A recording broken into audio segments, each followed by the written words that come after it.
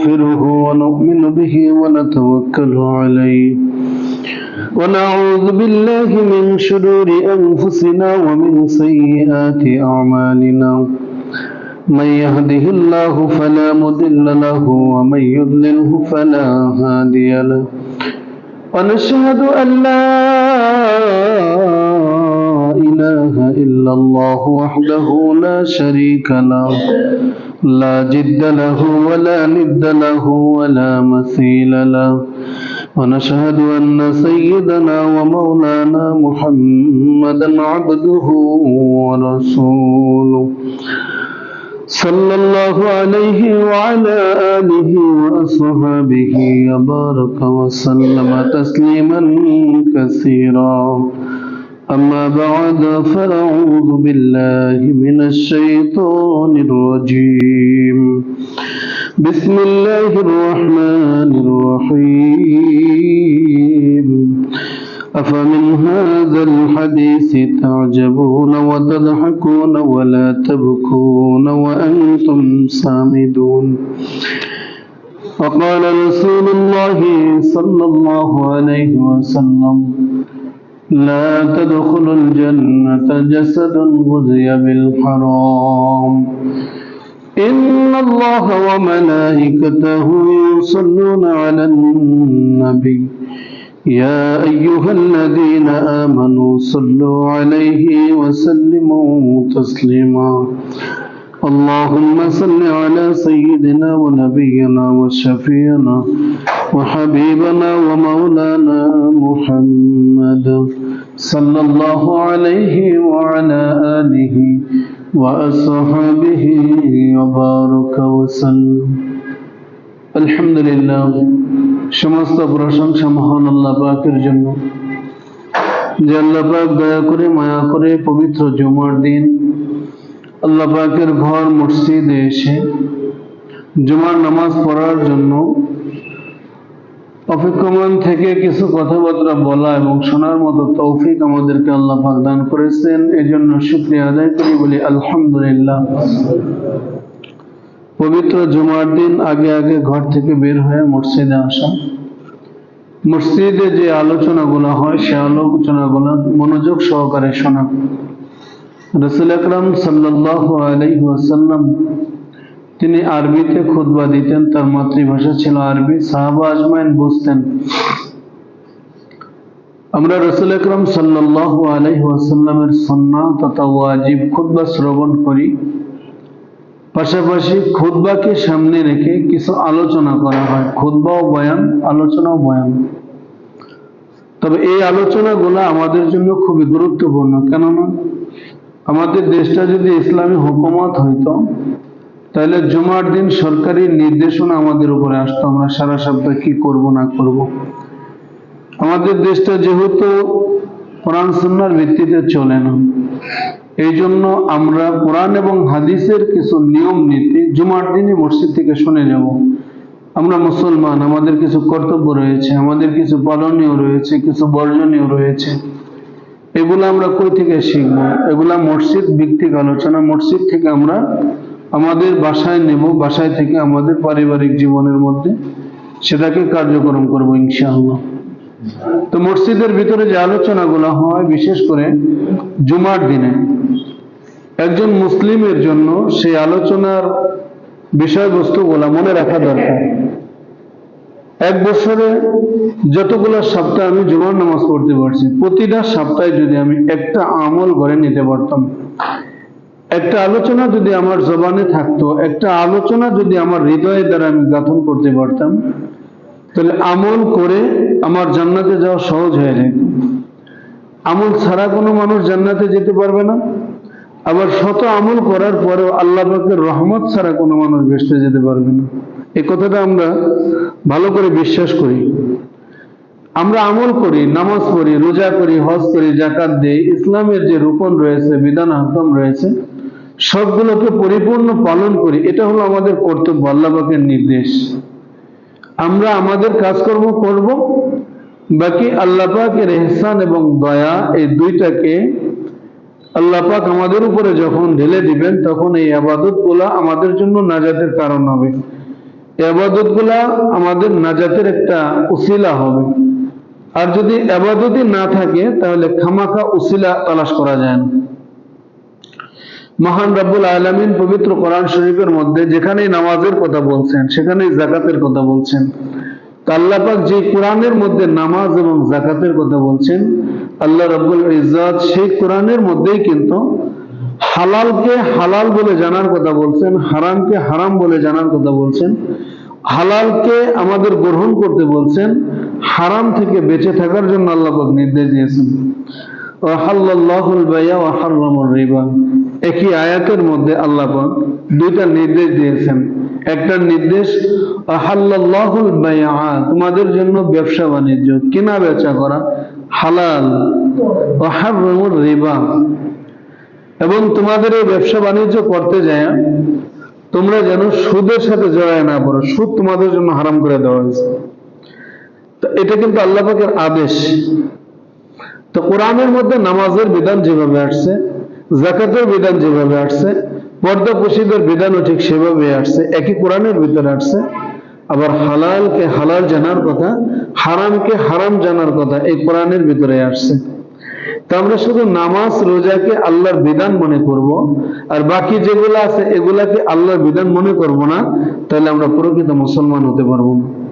মুসলমান হওয়ার জন্য আল্লাহ পাক পবিত্র কোরআনের মধ্যে নির্দেশ দিয়েছেন যে তোমরা ইসলামের মধ্যে ইয়া আইয়ুহাল্লাযীনা আমানু দুখুলু ফিস সিলমি কাফা ওয়া লা তাত্তাবিউ খুতুওয়াতিশ শাইতান, যে ইসলামের ভিতরে তোমরা তোমাদের জীবন ব্যবস্থাটাকে পরিপূর্ণভাবে ঢুকায় দাও, তোমার জীবনটাকে পরিপূর্ণভাবে ইসলামের ছায়াতলে নিয়ে আসো, ইসলামের অনুকূলে নিয়ে আসো। ইসলাম যেভাবে চায় সেভাবে তুমি চলো। যদি পরিপূর্ণভাবে চলতে পারো কাফা, তাহলে তোমাদের জন্য যথেষ্ট হয়ে যাবে নাজাতের জন্য, মুক্তি পাওয়ার জন্য, আল্লাহ পাকের নৈকট্য লাভ করার জন্য। আল্লাহ পাক সাথে সাথে আমাদেরকে আর একটা সতর্কবাণী দিয়ে দিয়েছেন, ওয়ালা তাত্তাবিউ, খবরদার খবরদার, মন মতলবী, মন শয়তানের অনুসারী, শয়তান যেভাবে চালায় সেইভাবে চলতে যাও না। ওয়ালা তাত্তাবিউ, ইতাআত করো না, অনুসরণ করো না খুতুওয়াতিশ শাইতান, শয়তানের। কেননা ইন্নাহু লাকুম আদুউম মুবিন, এ আমাদের একবারে পরিচিত শত্রু। দেখেন আল্লাহ পাক কত সুন্দর করে তার বাচন ভঙ্গিতে বলছেন যে এ কিন্তু অপরিচিত শত্রু না, এ আমাদের পরিচিত শত্রু। আমাদের ঈমানকে বিধ্বংস করার জন্য, আমাদের ঈমানকে নষ্ট করে দেওয়ার জন্য সে সব দিক থেকে তার প্রোপাগান্ডা, প্রচেষ্টা চালাইতে থাকে। মসজিদে মুসল্লি ঢুকবে, এখানেও এসে ওয়াসওয়াসা দেয়, বাসায় থাকবে সেখানে ওয়াসওয়াসা দেয়।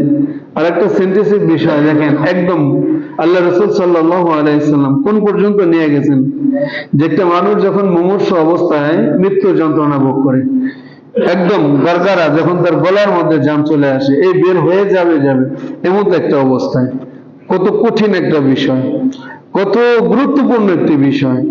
ওই সময়টার ভিতরে শয়তান এসে আপনার মার সুরত ধরে, বাবার সুরত ধরে, যারা ইন্তিকাল করছে তাদের সুরত ধরে এসে আপনার সামনে দাঁড়াবে, আপনার সামনে দাঁড়ায় বলবে যে আমি তো তোমার মা, আমি তো তোমার বাবা, আমরা তোমার আগে ইন্তিকাল করছি, এই দেখো আমরা এই দিনের উপরে থাইকেই কিন্তু আমরা মরছিলাম, আমরা আজকে বিপদের মধ্যে পড়ে গেছি, আমরা আজকে কষ্টের ভিতরে আছি, কাজেই এই ইসলামকে ত্যাগ করে তারপরে তুমি আমাদের কাছে আসো। কোন জায়গায় মাইরটা দিছে, একদম মৃত্যু যন্ত্রণা। এই সময় বিপদ মুহূর্তে, এই মুহূর্তে যদি আইসা মা বাবার সুরত ধইরা শয়তান যদি এই কথা বলে যে এই আমি তোমার মা বাবা, দেখো আমরা এই ধর্মের উপরে থাকি আজকে বিপদের মধ্যে আছি, তো কাজেই আমাকে যদি ভালোবাসো, মা বাবাকে যদি ভালোবাসো, তাহলে এই সময় তুমি ইসলামকে পরিত্যাগ করো। কত বড় কঠিন একটা জায়গায়। তো এই জায়গায় যায় যে শয়তানে ধোঁকা দিতে পারে, সে মসজিদে আসলে ধোঁকা দিতে পারবে না কেন, সে বাসার ভিতরে এসে ধোঁকা দিতে পারবে না কেন, সে নামাজরত অবস্থায় ধোঁকা দিতে পারবে না কেন, সে সর্ব অবস্থায় আমাদেরকে ধোঁকা দেয়। এই জন্য আল্লাহ বলেন ইন্নাহু লাকুম আদুউম মুবিন, এ কিন্তু একদম পরিচিত শত্রু, একদম কাছের শত্রু। সে কত কাছে থাকে, যে আমাদের হৃৎপিণ্ডের ভিতরে যে আমাদের রক্ত সঞ্চালন হয়, এই রক্তের ভিতরে ঢুকে সে আল্লাযী ইউওয়াসউইসু ফি সুদুরিন নাস, ওয়াসওয়াসা মানে ধোঁকার রক্ত, ওইটার ভিতরে পুশ করে মানুষকে ধোঁকা দিয়া তাকে নষ্ট করে দেয়, তাকে খারাপ পথে নিয়ে যায়। তো শয়তানি ধোঁকা এগুলা থেকে বাঁচার জন্য একজন মানুষের সব থেকে বড় যে হাতিয়ার, সেটার নাম হলো ঈমান। সেটার নাম কি? ঈমান। দেখেন, আমরা কিন্তু সকলে ঈমানের দাবিদার। ইমাম, মুসল্লি, মুয়াজ্জিন যারাই আছি, হ্যাঁ, ছোট বড় সমাজের সবাই কিন্তু আমরা ঈমানের দাবিদার। যে আমার ঈমান আছে, আমার ঈমান খুব মজবুত, আমার ঈমান খুব মজবুত। ঈমানটা যে কত মজবুত এটা বোঝা যাবে যখন আমার খুব বিপদ চলে আসবে, আমি যখন বিপদের মধ্যে পতিত হব, এই সময়টা বুঝে আসবে যে আমার ঈমানটা কত বড় মজবুত। এই জন্য আল্লাহ পাক বলেন যে ইসলামের কোন বিধানকে ছোট মনে করবা না, আর ইসলামের যত ছোট বিধানই হোক সেটাকে কখনো ছেড়ে দিবা না। এই কথাটা আমরা মনে রাখি যে ইসলামের যত ছোট বিধানই হোক সেটাকে ছেড়ে দেব না।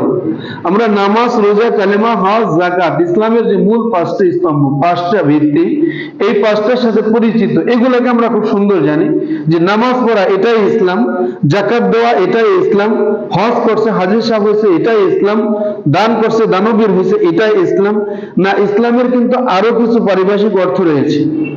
এর মধ্যে আমার জন্য সব থেকে বড় কাছের যে বিষয়টা, আল মুসলিমু আখুল মুসলিম, আল্লাহ নবী জনাবে মুহাম্মদুর রাসূলুল্লাহ সাল্লাল্লাহু আলাইহি ওয়াসাল্লাম বলেন যে এক মুসলমান অপর মুসলমানের ভাই। আল মুসলিমু আখুল মুসলিম, একজন মুসলমান আর এক মুসলমানের ভাই। অর্থাৎ ভাই এই জন্য সম্বোধন করা হয়েছে যে একজন মুসলমানের বিপদ, একজন মুসলমানের আনন্দ, এটা যেন আমার দ্বারা প্রকাশিত হয়।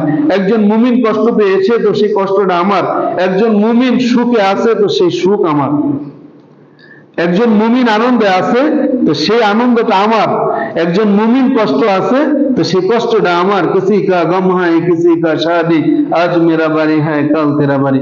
আজকে আমার বাড়িতে কেউ মৃত্যুবরণ করছে তো আমার প্রতিবেশী যদি বজবাজায় আনন্দ ফুর্তি কইরা সে যদি আনন্দ উল্লাস করে, তো ভাই একদিন 2 দিনের ব্যবধান, তোমার বাড়িতে পরের দিন হয়তো মৃত্যুবরণ করতে পারে, আমার বাড়িতে সে আনন্দ চলে আসবে। কিন্তু ইসলাম আমাকে এটা শেখায় না। দেখেন ইসলাম কত সৌন্দর্যতা আমাদের মধ্যে দান করছে যে কোনো বাড়িতে যদি কেউ মৃত্যুবরণ করে, আজকে আমরা আমাদের রসুমটাকে এত খারাপ করে নিয়েছি, আমরা আমাদের রসুমটাকে এত খারাপ করে নিয়েছি যে কারো বাড়িতে যদি মৃত্যুবরণ করে তো আমরা তার উপরে বোঝা চাপাই দিচ্ছি। এই আলোচনাগুলো হয়ে আসছে কিন্তু আমরা এটাকে পরিপূর্ণভাবে করতে পারতেছি না।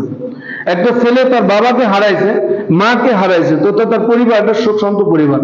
আমরা কি করতেছি, তাকে ঋণের বোঝা চাপাইয়া দেওয়া হইল, তার দ্বারা আমরা কি করছি, যে ফোর্সের অনুষ্ঠান করতেছি।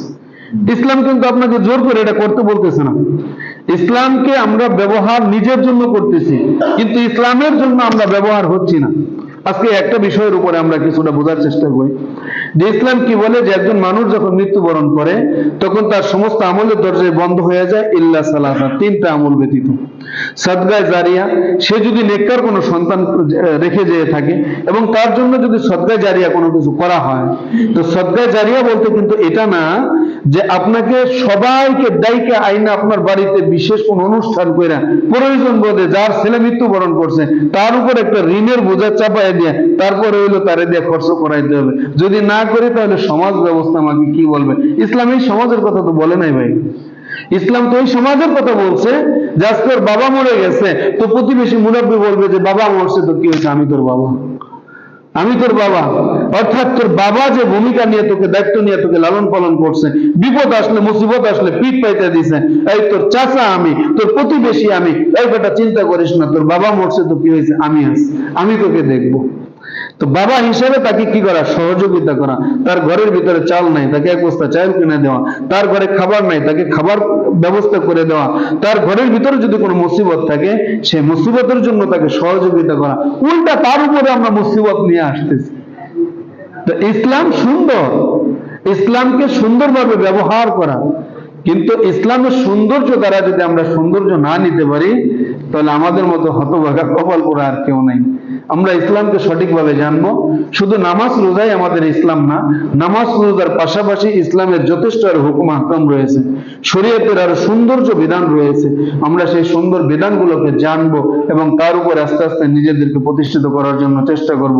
রাসূল আকরাম সাল্লাল্লাহু আলাইহি ওয়াসাল্লামকে যদি কারো কাঁধে সওয়ার হইতে বলতো, তিনি বলতেন যে আমি কারো কাঁধে সওয়ার হইতে আসি নাই, বরঞ্চ তোমাদের বোঝা আমার কাঁধে বহন করার জন্য আমাকে আল্লাহ পাঠাইছে।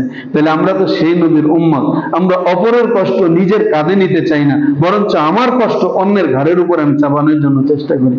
তো অন্তত এতটুকু বুঝ আল্লাহ আমাদেরকে দান করুক, আমার দ্বারা যেন কারো ক্ষতি না হয়, আমার দ্বারা যেন কষ্ট না হয়, হোক না সেটা জানিয়াত, হোক না সেটা মালিয়াত। আমি কারো মালেরও ক্ষতি করব না, আমি কারো জানেরও ক্ষতি করব না। আমার দ্বারা যেন একজনের জানের উপকার হয়, আমার দ্বারা যেন একজন মালের উপকার হয়, তাহলে ইসলামের সৌন্দর্য আমাদের মধ্যে ফুটে আসবে। আল্লাহ পাকের গজব আমাদের উপর থেকে উঠে যাবে, আল্লাহ পাকের রহমত জমিনের মধ্যে পতিত হবে। আল্লাহ পাক আমাদের প্রত্যেককে আল্লাহ পাকের সূক্ষ্ম বিধানগুলোকে বুঝে মেনে আমল করে চলার মতো তৌফিক এবং যোগ্যতা দান করুক। সকলে বলে আমিন। যারা সুন্নত পড়ি নাই তাদের কাছে কবুল হল, জমা পড়েনি।